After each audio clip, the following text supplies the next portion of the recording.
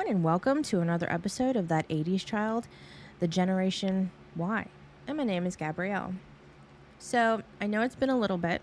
I actually had a recording already done. However, for some reason, half of the audio was not coming up. I had to scrap it, which was really annoying because I had like over an hour and 20 minutes. It was mainly me ranting about things, so I was even debating as to me posting it because I was in like a weird type of mood. I'm kind of glad that I think it was just the fate stepping in and saying, you know what, you don't need to do this right now. We'll just wait. So in this episode, which would be episode 10, which means we only have 2 more to go in this longest series ever of waiting. So I apologize.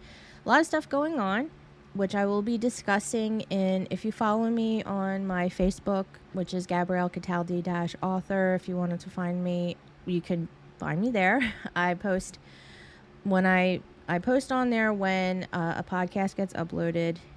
Any of my blogs get uploaded, and I do some other random posts on there as well. And I was trying out the idea of the Facebook Lives.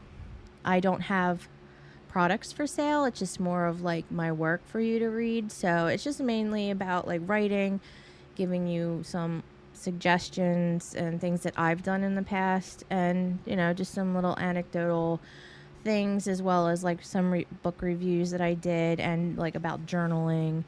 But I'm going to be doing a Facebook Live soon, depending on when I get this posted. I can't say it's tomorrow, so I will just keep an eye out. I will do other Facebook Lives, but you can check them out because the videos are there.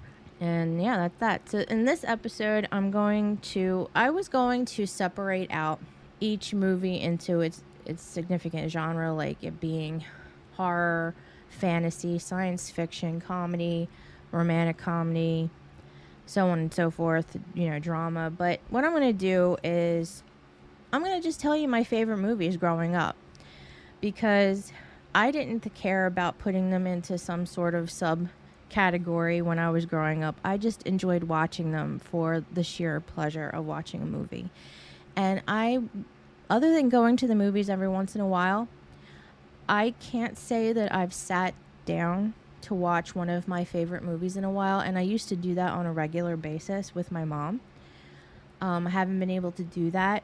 Anybody who knows me, my mom is going through, I don't even know if it's like early stages at this point, so it's a little bit further on, but she has a form of dementia.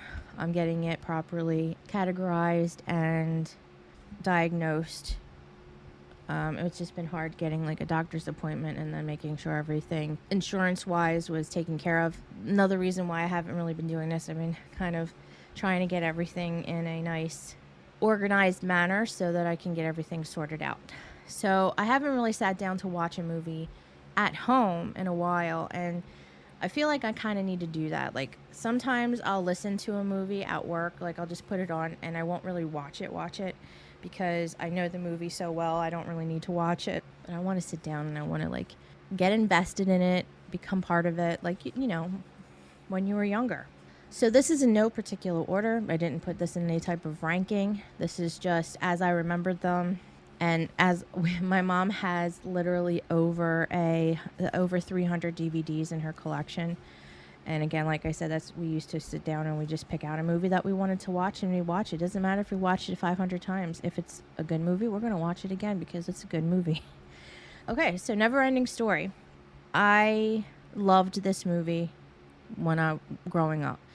Not only for the sheer fact that it's pure fantasy, it's about how a book can transport you into another world, but it also has like a really interesting underlying theme of it being that the reason why the nothing was coming through was because people were keeping their feet on the ground and not using their imagination. They were just going through life, day in and day out, mundane things. And it told you in the movie that it's vital to use your imagination, to want to go further with it. And it doesn't mean like there's another world out there that's dying because of it, but in a sense that it is, because if you're not using your creativity, what are you offering this world? I can go into a big spiel about this, but I'm not going to. This is about movies. But there's a sense of it kind of happening nowadays with a lot of movies and shows that are just being rebooted or whatever. It's just like, come on, guys. Don't you have an imagination anymore? Can't you come up with some new stuff? But anyway, so I also loved the theme song by Lamal. Didn't realize it was a guy singing. More power to him for those pipes on him, man. He was in the band Kajagoogoo, if ever. The song Too Shy. Too shy, hush, hush, I do I. Yep. So I actually have that on one of my playlists. And when I really am in the mood to just, get down with it, I will listen to it in the car, singing along. Don't care if people are looking at me. Don't care. Labyrinth. It's just like a natural progression. You got Never Ending Story and Labyrinth. They're like the two huge 80s kids fantasy flicks. Now, there's multiple reasons why I love Labyrinth now, but when I was growing up, it was just the sheer awesomeness that it is. There's really nothing else that you need to say. I have David Bowie in it, Jennifer Connelly, and Jim Henson's puppeteering. You can't really get much better than that. But my more in-depth appreciation for it was because a lot of the artwork that Jim Henson used to base the puppets off of was done by Brian Froud, one of my favorite artists, who does all like the Fae. He lives in Cornwall in England, one of my most favorite places that I've ever been to. Now, I haven't been to a whole lot, but that's pretty much at the top of the list. If ever I had enough money, I totally would live there, but it's just so expensive. I was and I'm sure a lot of kids, you're all very fantasy based. You want to, know that there's like another world out there that's just fantastic, and you just want to live in that fantastic world. And I think it gave me a avenue to say, hey, that creativity, that fantasy, that can be used to prove, you're more than the next person if you can utilize it.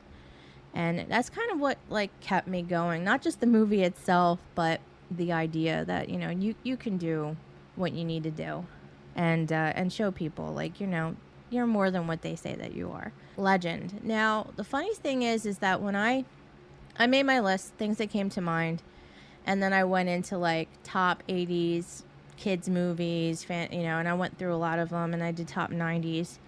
And Legend did not come up in that list. Now, Legend was done in 1985. Oh, I did put the... so Never Ending Story is 84, Labyrinth was 86, and Legend was 1985. Now, that had Tim Curry in it. That had Mia Sara in it and Tom Cruise. I'm not a big fan of Tom Cruise, but this movie I love. And again, this is all very fantasy based. It has fairies in it. It has unicorns in it. It has the devil, which, Tim Curry plays. Well, it's not even the devil. It looks like the devil. It's just darkness. It's the opposite. It's all about good and evil, light and dark, and such and such. I also loved the song Loved by the Sun, which was sung by John Anderson, who's the lead singer for Yes. The actual soundtrack, not the motion picture, the ones that are done by I don't even remember what the name of that person was. It's some composer who did it. You need to get the soundtrack that's done by Tangerine Dream. Excellent. It's hard to find. I have it because I had bought the CD years ago, and I burned it to my computer, and it's kind of gone with me ever since. It's stood the test of time in all of my iterations of computers, and it stayed within my my music library. So if ever you wanted to check out, the music is just excellent. And they also have the other song that's so you have Tangerine Dream, which does all the instrumental parts of it. They actually have some awesome music if you ever wanted to listen. They have their own library of things.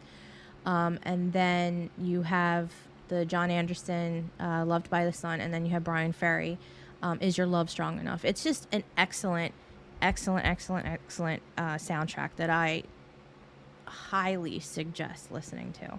And I was wondering why they left it off that list when I was looking at it, but I'm thinking there are some more like it can be scary, but then again, Neverending Story was kind of scary. I mean, Gmork, which was the wolf, he was he was pretty scary. And then you have the whole part with Atreyu and Artax. Come on, that's like there's memes out there like where your childhood was ruined. So it's just like there's some pretty intense moments in that, and I don't know why Legend wasn't included. I think Legend needs to be on that list because I watched it. So it's a Ridley Scott movie. It's excellent. I enjoy it.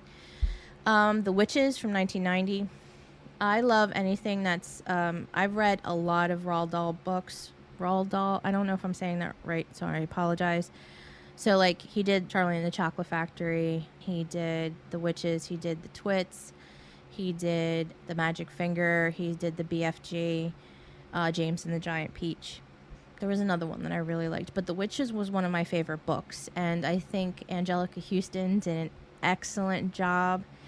And I didn't see the new version of The Witches again because I feel like when you remake a classic movie, I don't know if it's maybe for the newer generation, but I just don't think it translates as well. And I think if you're going to show the newer generation The Witches, just show them The Witches. It's got freaking Rowan Atkinson in it. I love him. And like I said, Angelica Houston like couldn't do a better job with playing the Grand High Witch. She's just excellent. Stop remaking movies. Just stop it. Just leave them alone. Now, I know that they have, because, all right, Willow is on my list. That's from 1988. I love Willow. Another fantasy-based thing. I knew a lot of the actors in there because a lot of them were in Time Bandits. I love that movie. I put that on here, too. That was from 1981.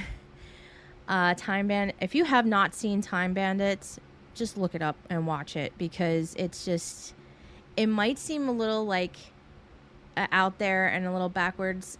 It kind of goes back and forwards because you're going through different time. It's Time Bandits. It's excellent. Excellent. A lot of people in it. British film. But that doesn't make it any less better. So I know that there's another Willow coming out, but it's like a continuation, which is fine. And they do have like a lot of the original actors in it. And they're also... I just found out that they're doing a new Night Court that's supposed to be a continuation from the original Night Court. So they're going to have like Harold T. Stone's daughter as the judge, and they're going to bring back John Larroquette as Dan Fielding. So I'm slightly interested in it, but if you actually go back and watch Night Court, so Dan Fielding, one of my favorite characters. I love John Larroquette. But there was all different types of... I loved Harry Anderson. I liked Bull in there too, Selma and Mac, and I liked everybody. They all brought something to the table for the show to be of interest. But Dan Fielding's character was a womanizer, and that was like kind of like the bread and butter to that comedy and what he brought. And nowadays it's like, it's frowned upon. It's not like it was something that was, applauded back then. It was just more of they just wanted to have him be a funny how he goes about doing it, and it's just like, and how it gets turned down. Like, do you think this is going to continue to work for you? And nobody applauded the fact that he was a womanizer. But I just in nowadays audiences, I don't know if it's going to. I don't know how they're going to play it out, if they're going to change it to fit this audience today to properly appease them. I don't really know. So, like, older shows like that, it won't really translate very well, but maybe it'll be good because, like, there's some great shows out there, and that there's no need to have that stuff on there, but we'll see. I'm trying to keep an open mind, but like I said, I really wish they would just come up with some new things. Like, there are some things out there that you can come on. Figure it out. There's a plethora of books that, even though I know books into movies or books into TV series aren't necessarily the best combination, But come on. Okay, so Teenage Mutant Ninja Turtles, the original from 1990. And I do believe the second one also was Jim Henson did the costumes. That's why they looked excellent. When you got into like the third and they looked like some dollar store Ninja Turtle costumes for kids, that's because Jim Henson didn't do them. So, just saying. There's quality there. And it's just excellent. I remember my brother, like I liked Ninja Turtles. I watched the cartoons. I love the movie. My brother was very much into it. I mean, he was a little kid when they came out, like really little. And, he had all the Ninja Turtle stuff. Now, they came out in, I want to say like 94, 95. They came out with there was a stage concert for the Ninja Turtles, and they videoed it, and it was on VHS, and it was called Ninja Turtles Come Out of Their Shells. I don't know how many times I had to watch that because my brother just wanted to watch it, and to the point where I actually hated it. Like, I didn't think it was great anyway, but he enjoyed it, so I had to sit through it. There was another TV special that my niece liked to watch, and it was called Totally Mini, and it was great at the time. But when you have to watch it every single time when she came over, and it's just like, when you could quote it, it's just like, okay, I had enough of this. And I wasn't the hugest fan of like Mickey and Minnie and stuff like that. I wasn't like a huge Disney in a sense of Disney, Mickey and Minnie, like Donald. Like I liked the Disney movies, but like Mickey and Minnie weren't my go-to. So I was just like sitting there like, oh dear God, that and the Ninja Turtles. I'm like, okay, can we just watch the movie? Because the movie's great and I'll totally watch that. Rock-a-Doodle. That's from 1991. It's a cartoon. If you haven't seen that, there's a rooster who goes out to find, like, he's kind of like Elvis. His name is Chanticleer, and he leaves the farm because he wants to find fame and fortune. And after he leaves, there's like this whole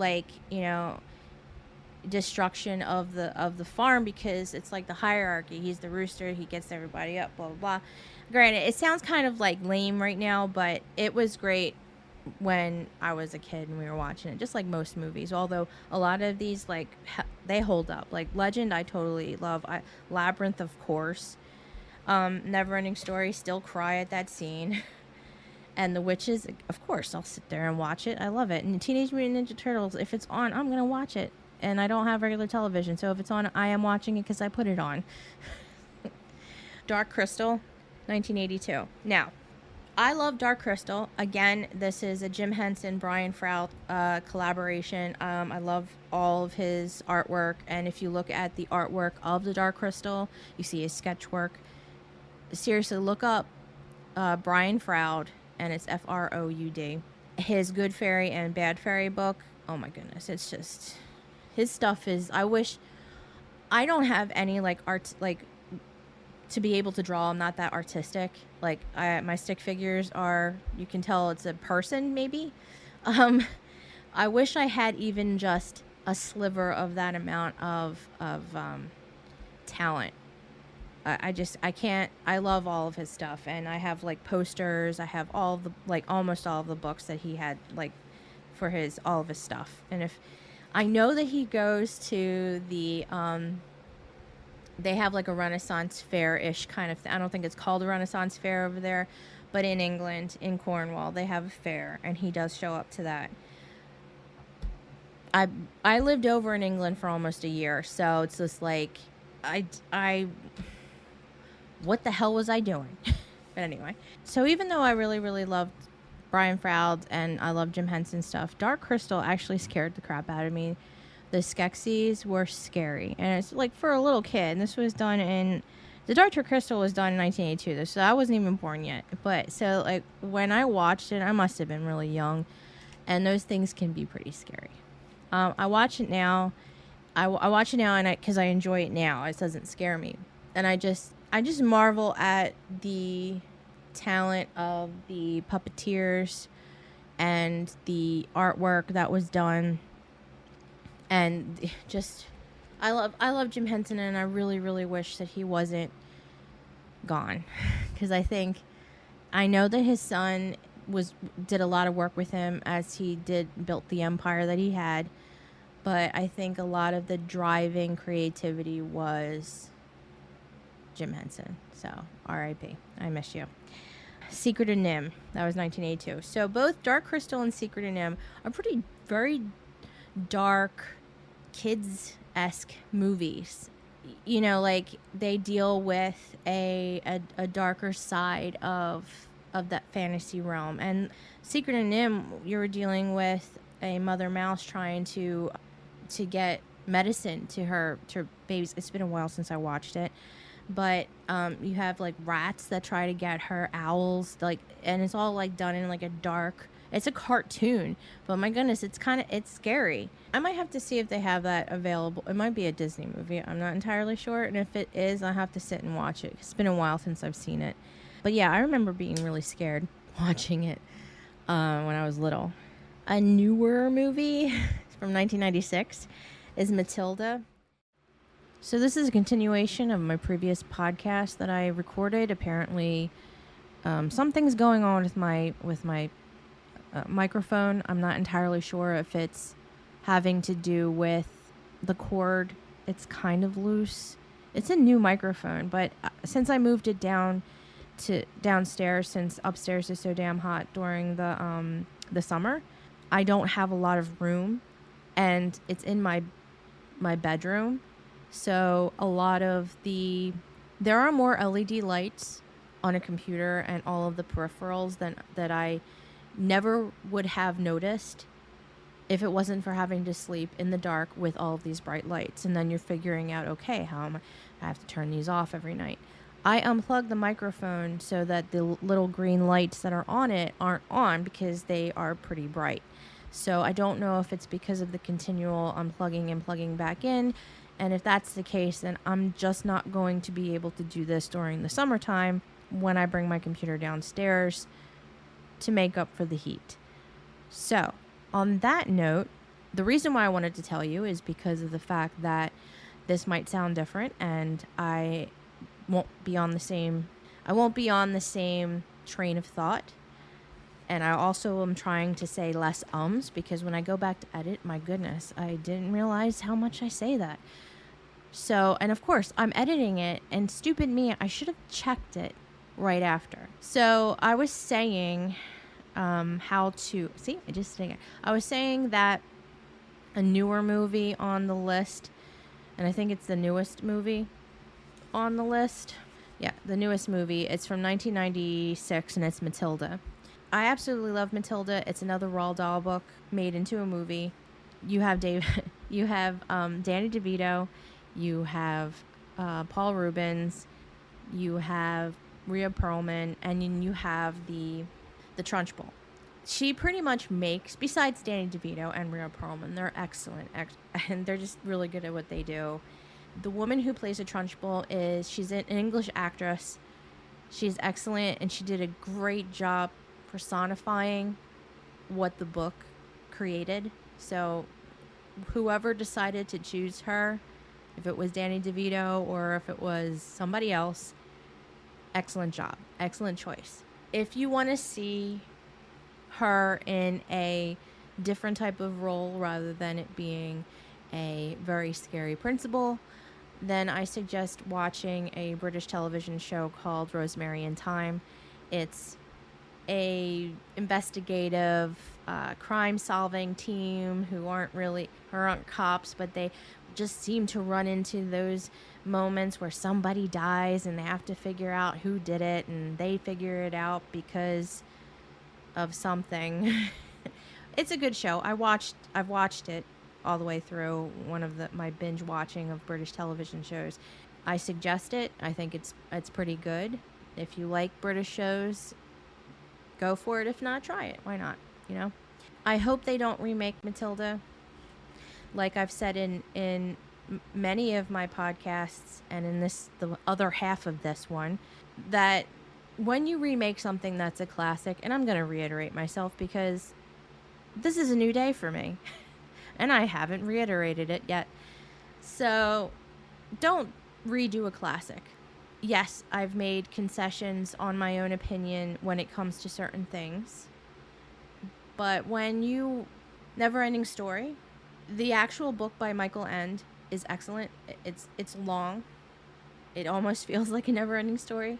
But the very first movie focuses literally on about 2 chapters of that book. If you read the book, it's a German book, so it was translated. And Fantasia in the book, at least my version of the book, it's called Fantastica.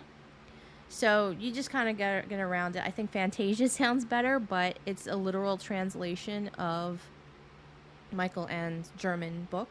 They have a lot of different things. Like, even in that movie, when Atreyu has to go through his trials to get to the answer of how to defeat the Nothing, in the book they have a lot more trials. And that mirror one that he gets to, there's really not a lot of information or that they give you within the movie, but in the book they tell you like what it is, where it comes from. Like, it just seems like all of a sudden he's in this snow encapsulated like snow globe all of a sudden with a mirror. Where did he go? How did he get there? Yes, okay, it could probably make the movie into a tremendously long movie, but I think that with today's technology and the possibility of it being in parts, they could probably do a really good job. Would I miss the original actors doing those parts? Of course, because they are the epitome of my childhood and Neverending Story. But I think there's so much to that book. Even if they didn't do the first part of the book, there are other sections. That's why they had Neverending Story 2 with Jonathan Brandis. Those sections of that book are from there. Not as well done, but it was there. So they have a whole other portion of the book that they can continue to do if they choose to. But they should do it properly if they're going to do it. So, The Addams Family from 1991. I know there's like this big to-do on Facebook and social media because they have the Wednesday series that's coming out for Netflix, and there's a whole thing about who they chose as Morticia and Gomez, specifically Gomez. The cartoon version of The Addams Family, if you've ever watched it, if that's where they based this Gomez off of, then yes, he looks exactly like that, and good on them for choosing it. For me, and only because, like, I've seen the original black and white one with John Astin, Sean Astin's adopted dad, is excellent. Morticia in there, she's I think everybody they chose in the show is great. And if you were going from that generation who grew up with that Addams Family to the one that was made in the 90s, there are probably people who are like, oh my God, I can't believe they chose these people. So if you actually go and you have that generation looking at the Angelica Houston and Raul Julia and everybody else that was in that movie, they might be thinking to themselves, why? You know, these are the people I grew up with and I like them. So it's kind of the same thing. I get that. But I think they chose really, really well for the movie. It wasn't a series. It was just a 2-off movie. And I believe Raul Julia was the epitome of how Gomez was supposed to be, that like playboy type person. And Angelica Houston is just, I don't think I could see her in, I feel like that's who she is really, but I know she's probably not. But come on, she played the Grand High Witch in The Witches too, so she can do those. Oops. I just called up my calculator because I have to do some calculations in the middle of this podcast. Anyhow, so The Addams Family, I love it. I watch it for both Christmas, Halloween and Christmas. Why not even just throw it in there for Thanksgiving? The Goonies, 1985, that's a given. Kids always want to go out for an adventure, and to find a map in your attic, of course you're going to want to go out and find what it is. And back in those days as well, you weren't sitting in front of a TV really, and a game system or a computer or your cell phone. You were out having those adventures. And I don't know if you could actually update the Goonies to bringing in kids of today to do the same thing. If anything, this will be the amount of investigative going out and looking. They're going to look up in Google. They're going to Google Maps it. They're going to probably look at a satellite view, and they're like, oh, hell no, I'm not doing that. And here it is. They can, let's, go right to it or something like that. And if you were going to have like people who escapees from jail, then you're going to obviously have a cell phone and call the authorities right away. It just doesn't work, only because there are certain factors in the technology that we have today that wouldn't give it the best feel. There's geocaching. Maybe they could do a Goonies geocaching, and that's kind of forced treasure hunting. I don't know. So I love the Goonies. I talked about Willow in my other half of the podcast, and I know that they are doing a continuation, and they are bringing in the actors as the ones that are still around and still capable of doing it. I think that would be interesting. I'm open for it. Not that what I have to say will indicate how it does and, if they'll ever do it again. It's just my opinion. Princess Bride, that's 1987, and that really is the epitome of just a really great comedy drama. I have the actual book by, oh my God, I remembered the name in my other half of the podcast that I recorded prior. William Goldman is the name of the author who wrote The Princess Bride.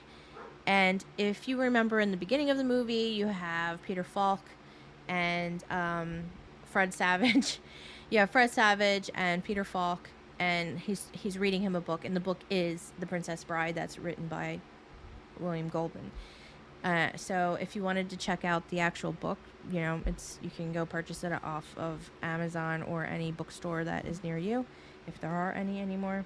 You really can't get any better than Mandy Patinkin or Carrie Elwes, and you just can't. These people, the way that they have them out there, they are those characters. They will always be those characters. Flight of the Navigator, 1986. That, I don't really know if it's a huge movie. I want to say that it is, because it was, like I said in the other part of this podcast, when I was looking up movies for the 80s and the 90s, majority of these are from the 80s. I guess I just, I know that there are other movies. Maybe I'll do more just 90s based, because I think I only have like four. Yeah, four. Four 90s movies out of my list of 26. Oops, sorry. So I might I'll probably do this in my season 3, do another round of just 90s, because this is a lot of it. I have to say, a majority of my really favorite kids movies are from the 80s. It's just the way it is. But there are definitely good movies, obviously, in the 90s. There was like Jurassic Park. 1993, I think, was like a really huge year for a lot of movies that came out. But anyway, I digress. Flight of the Navigator was on that list when I looked up 80s and 90s movies. However, Legend wasn't. So I want to say that Flight of the Navigator is a well-known movie, or enough to be on that list. You have Paul Reubens as the voice of the alien ship. So you have that craziness. And then a kid who's moved into the future because he was abducted, but the aliens brought him back to the wrong time. Hilarity ensues, as well as hilarity. I am so paranoid with how I say things, especially now that I'm editing these podcasts and I'm listening to how I say stuff versus how others say it. I know that we all have dialects where we are, and so on and so forth. But yeah, so hilarity. Funny stuff ensues. One of the things that I remember from what I recorded in my previous half of this podcast is that movie actually brought out a recurring nightmare for me, because in it, he is abducted. It seems like only a few minutes has gone by for him. He goes back to his house, and his parents aren't there, or the people just don't know him. And I had a reoccurring nightmare when I was younger that I would come home and my parents didn't know who I was, or they were not there. So when I watched this movie when I was little, it's that part actually like freaked me out. But the rest of the movie was great. So just that one part kind of really like gave me the sinking feeling, because it did scare me to think that like my parents wouldn't know who I was. And the sad thing is that that might actually happen with my mom. Harry and the Hendersons, 1987. The part where he's laughing at the television set is probably the epitome of that movie. I wish I had that laugh. And of course, I love everybody that's in that movie, but recently I was watching Agatha Christie's Poirot, another British show. Sorry, I have BritBox. Okay, I'm just going through the shows. Okay, anyhow, David Suchet is the hunter in that movie in Harry and the Hendersons, and he plays Poirot. And because I kept I'm like, I know that guy. Where have I seen him before? And I just looked at it. I'm like, oh my God, it's that guy. He's in Harry and the Hendersons. We just got that on Blu-ray recently. Recently, probably within the last 2 to 3 years, if not later. But it was a recent purchase, and I'm glad that we have it. Explorers, 1985. It has River Phoenix and Ethan Hawke and another kid that I can't remember his name, but he apparently doesn't act anymore. So my apologies, young sir. Or older sir now, sorry. That was great because they pretty much create their own spaceship, go into space, find aliens.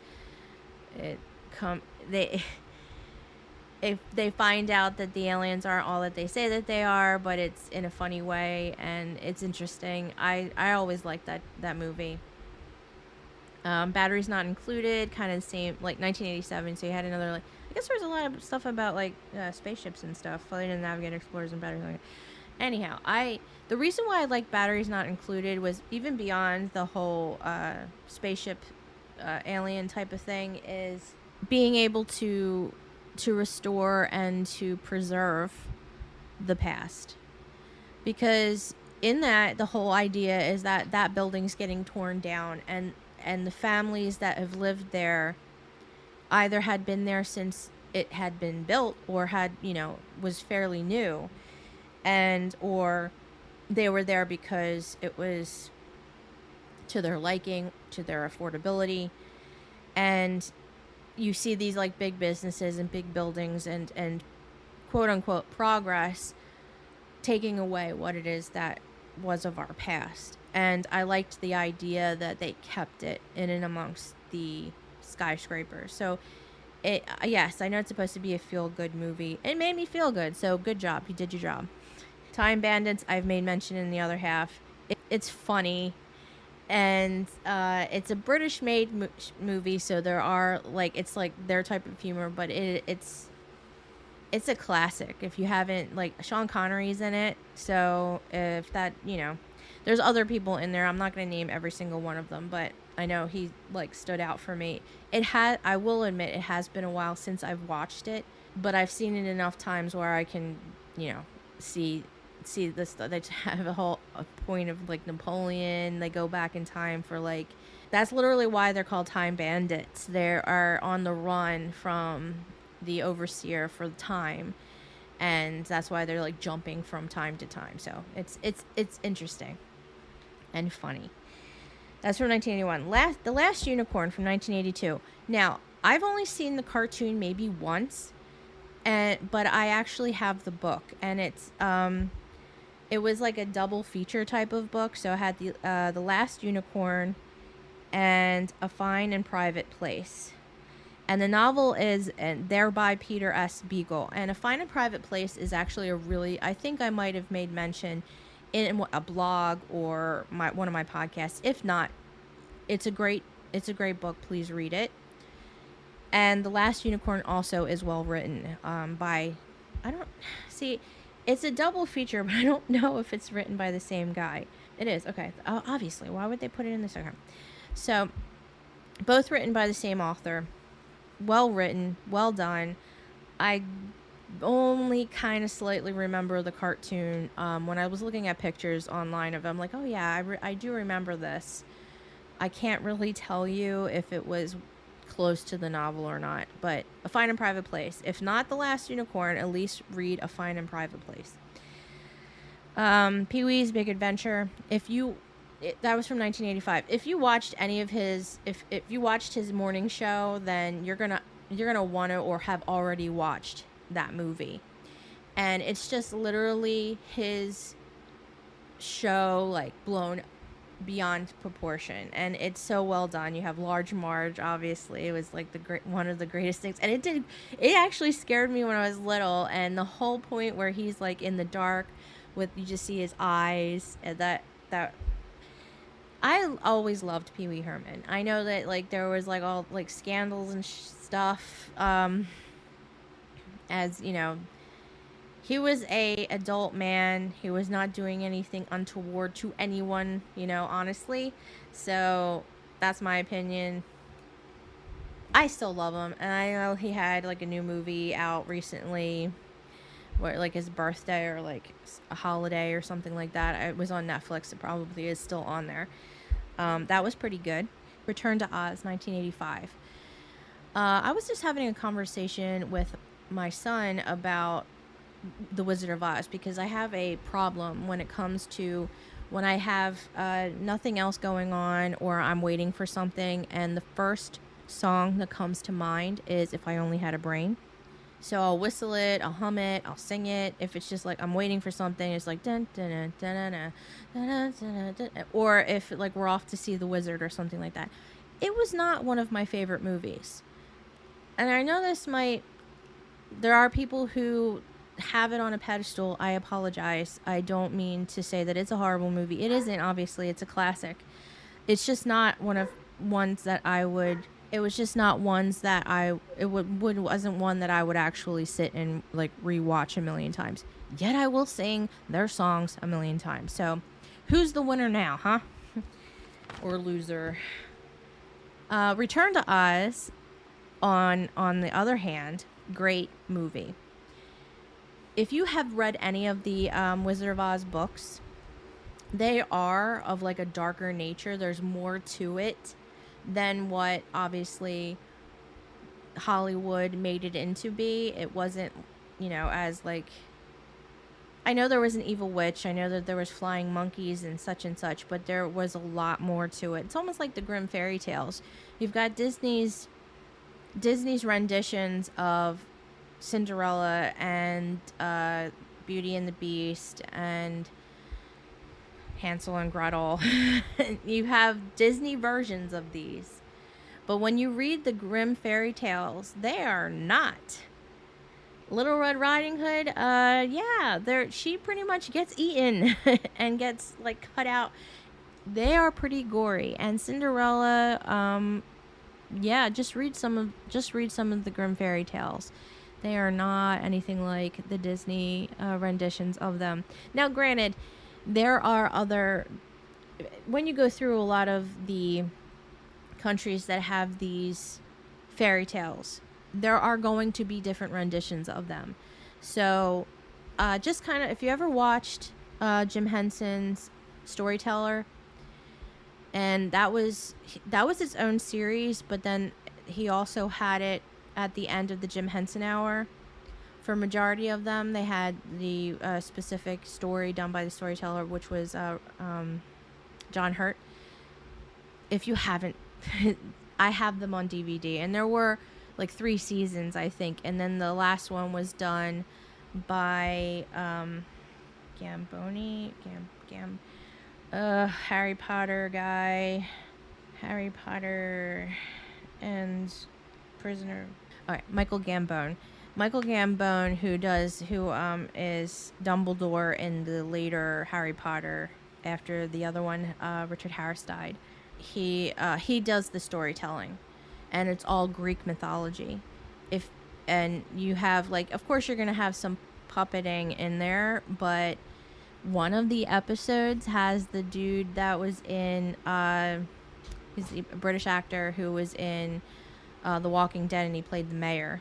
So if you haven't watched any of, oh, it was the, okay. So it's the, if you haven't seen The Storyteller and you like all these people and you love Jim Henson, they have, and you love Greek mythology or even just fairy tales in general, and I love John Hurt anyway, who in the beginning, and Michael Gambone's all right, but I do like Greek mythology, and it's, you learn stuff off of it. But the way that they did The Storyteller, and where my point is going, is that they brought in different types of fairy tales from Greek fairy tales, German fairy tales, Danish fairy, like they kind of brought it together. So there's like different aspects of the same type of story. So in one, if you did Cinderella, in one there were blackbirds, and one that her feet were bleeding, and another, there wasn't a happy ending, and there is, such and such. It depends on where you are, the different culture, how it's viewed, so it changes to suit the needs of that culture. So definitely check out The Storyteller. I know that's not a movie, it's a show, but if you haven't, they're great. And the fairy tales themselves, there's one that's called the Soldier in Death.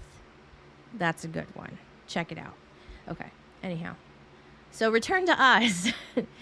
Fairuza Balk, obviously awesome. And you have the Wheelers. They were the creepiest things. They still kind of creep me out, especially that sound. But it is interesting that if you look at the points prior to her going to Oz, you see, like, you have the doctor who turns into the Stone King. The Wheelers are the people, the attendants that were wheeling her to get the electroshock therapy, and that sound was the actual gurney that she was on. So it all kind of like, then you wonder, is it in her head? Is she really there, or is she having a psychotic episode or something like that? And if you've read any of the books, they're kind of like that. And especially when it's like during the Victorian era, mental illness it wasn't divided as it is now. Like, you didn't have like certain mental illness was even back to the point where women were having mood swings, like her normal stuff. They were classifying that as a mental illness and locking them up for having hysterics, which is crazy in more ways than one. But so the movie and the books obviously are a personification of that scariness and unease of that type of profession that people didn't understand. So there you go. There's my deep dive into that. But anyhow, Daryl, 1985. Barrett Oliver, who was Bastian Bucks in Neverending Story. I liked him. I loved him in Neverending Story. I love him in Daryl. He plays an android child who escapes the facility that he was built in, becomes part of a family. He escapes again because, he's growing more than the android. It's kind of like the same type of ideal of having to be human. It's like Pinocchio-ish type of thing. I also really liked him in Cocoon. They had I think they had two of them, and one of my dad's favorite movies was Cocoon and Cocoon 2, The Awakening or something. I forget what that was called. I haven't watched them in a long time.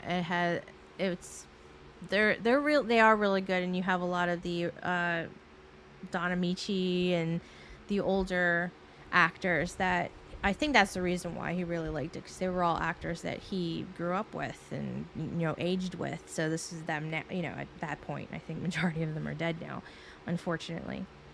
The Great Mouse Detective, 1986.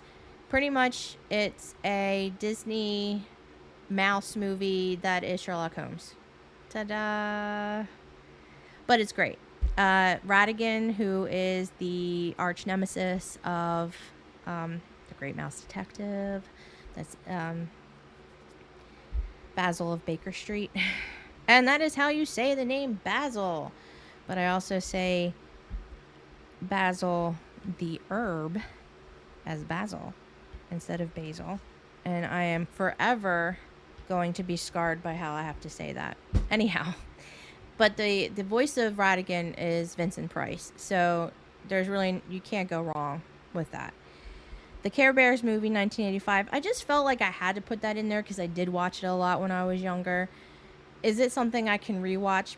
Not really. I know that might be sacrilegious to some people. I didn't actually even have a whole lot of Care Bears in my repertoire of stuffed animals, but I did watch it a lot when I was younger. I don't know if it's because my mom decided to put it on. There were some odd things that my mom, not bad things, but there were just some weird stuff that I would talk about to other people. I'm like, oh yeah, you know that show that we used to watch when we were like 5? And they're like, no. And I'm like, well, I got some weird parents. What can I say?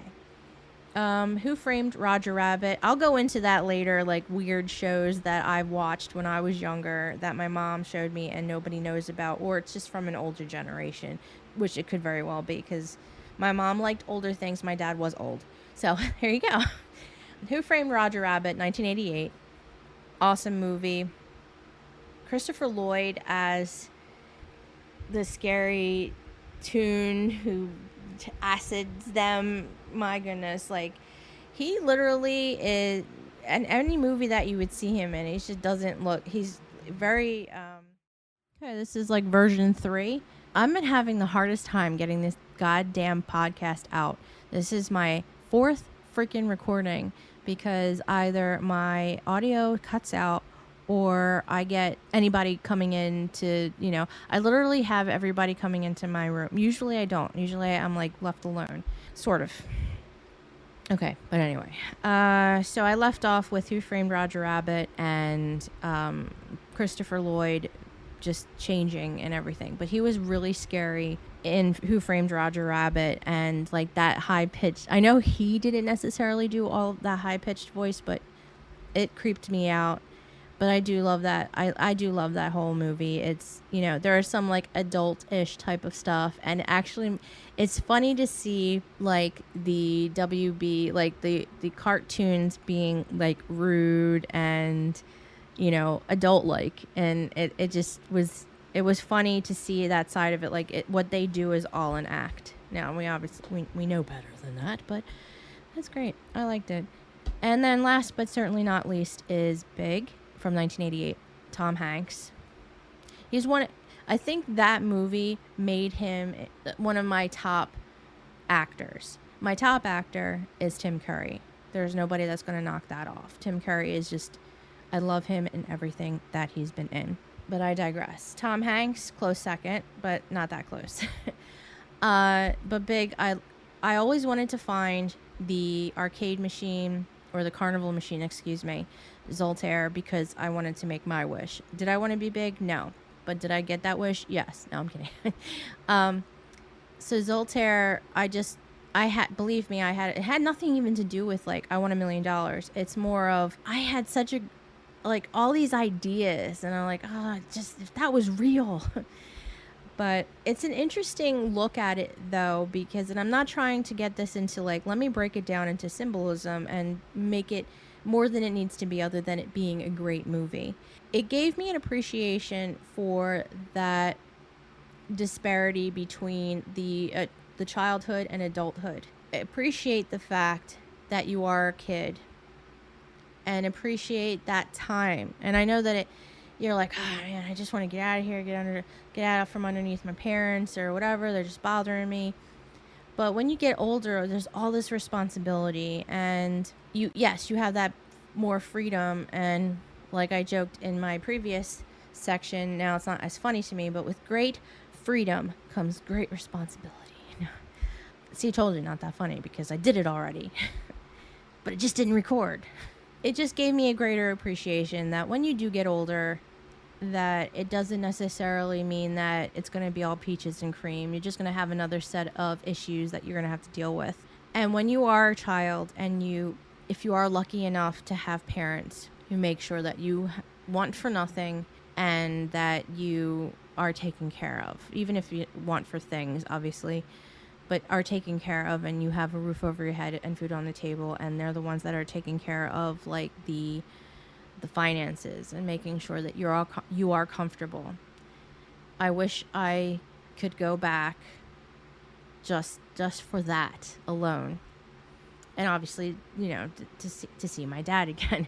But beyond that sad point, I did have a greater appreciation to the fact that when you are an adult, there's so much more that you have to think about. And I always appreciated, my childhood and not having those responsibilities, because I was able to do whatever the hell I wanted to do, because I didn't have to worry about the weight of the stresses of what life as an adult and having a family means. So, yeah. So thank you, Big. Thank you, Tom Hanks. But it's a great movie. If you haven't watched it, highly recommend. I always wanted to get the piano so I could play it. I know a couple of songs. I know how to play some things on the piano. Whether I could do it on a huge piano, that's another matter. I might get tired by the end of that. But anyhow, so that, I know that there are a ton of other movies out there. And this is by no means a simplified version of what everybody else would like. These are just my favorites, ones that I know that I've watched multiple times, that I probably could quote certain sections of it, if not all of it, that have awesome music for it, because a lot of them are from the 80s. And like I said, I did notice that these are not a lot from the 90s, so I will do one that's specifically 90s, because there are a lot more movies in the 90s that are iconic and they are still part of our childhood. So I'll do that probably in the next season, because I have the next 2 episodes planned out. I just want to make sure that I can get this technical difficulty sorted out. Gosh, I can't wait to have my desk back, because I just think I need the extra space. It's just a lot crammed into this room. And besides that, like, I don't want to sit in my bedroom the whole time. I just want to be able to go out and into the living room, or go upstairs at my desk, and that's where I'm going to do the work. And then when I go to bed, I go to bed. It's not just like, oh look, I'm in my room still. But yeah, that's really it. Thank you so much for listening, and thank you so much for the patience. If you have been checking out my other episodes until this one came out, I just had things going on, you know, between my mom, school, work. I got a new position at my job, so I've been like, a lot of stuff has been going on. So I just wanted to get kind of settled. I have 3 weeks off of school, so it'll give me ample time to get some blogs and podcasts under my belt to get finished up this season. And I will probably do the 3rd season during my fall to winter break for school. It might be a short, like, half season, and then I'll just do it on the breaks, because this is my last year for college, and I'll have my bachelor's degree, so I need to make sure, like, I'm focused. And that's kind of what I did, because I'm like, I gotta do this, but I'm like, I have a report that needs to be done, I have a quiz that I need to do, I have to study for this. I'm more concerned about my grades than I ever was when I was in high school, which, again, I think that's a whole lot to do with maturity and knowing that you are spending this money, it's not your parents or something else, that you're gonna get the most bang for your buck, obviously. And I don't want to just go in and be like, oh, you know, all, like, you know, nonchalant. Like, it's important to me. So there's that. So thank you so much. I appreciate. I hadn't looked at my website to see how many people have listened to it. I looked on, like, Spotify to see if anybody has been picking it up, because it's been a couple of months. It's been like 2 months since I actually posted something new. So thank you so much for anybody who's checked it out since and continues to look and subscribe. You can check out this podcast anywhere you listen to podcasts. But if you are looking to go back further, it looks like Spotify only has, like, the last 10 episodes, which means it has only this season. So if that's the case, my website has all of it. So just go to GabrielleCataldi.com and go into the podcast. Season 1 and season 2 are all there, and it will remain there. But you can also get, obviously, Spotify, iTunes, Google, Podbean, wherever you want to listen to a podcast. I will be there. So thank you so much for subscribing. If you haven't, please do so. If you check me out on social media, I do lives, and sometimes, not all the time, I'm going to try and do some more lives, but we'll see. I think I might have mentioned that in the beginning. In the interim, thank you so much for listening. I hope you enjoy, and we have 2 more episodes, and then the season will be wrapped up. Check my blog out. Check the social media, like I said. And if you have any suggestions, please leave a message or a comment on any of my blogs. I believe there's a comment section on the podcast as well. And obviously you can message me through the social medias, and you can let me know what you'd like to hear, or hear like maybe my weird, growing up and how things might be different between you and I, or anything, just anything. I just want to hear your feedback. Good, bad, or otherwise, because believe me, I left a comment on something on social media recently, and oh my goodness, the negativity. So if I can handle that, I'm hoping I can handle the criticism to my own work. I know it's a little harder because it's closer to home and closer to my heart, but I appreciate anybody who's listened and read anything. So thank you again. I hope you enjoyed this episode of That 80s Child, the Generation Y. And my name is Gabrielle, and I will not see you, but I will be talking to you on the next episode. Bye.